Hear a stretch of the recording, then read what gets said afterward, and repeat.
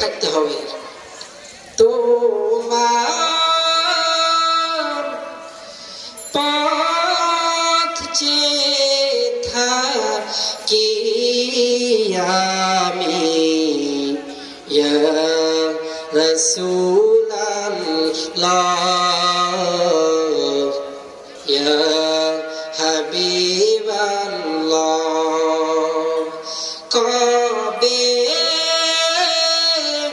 পাব যে তোমার দিদার ইয়া রাসূলুল্লাহ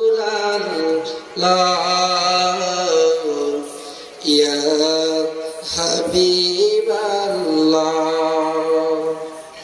কত যে চেয়ে থেকেছি, কত যে অশ্রু ঢেলেছি,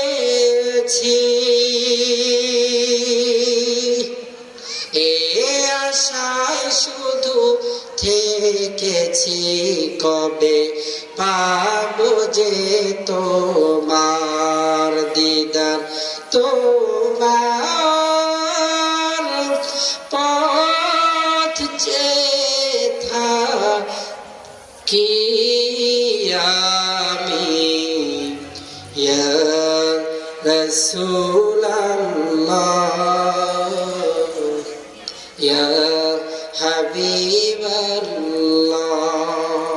আল্লাহ পাক রাসূলের ভালোবাসা অন্তরে রেখে রেখে আমাদেরকে সামনে জীবন চলার মতো তৌফিক দান করেন।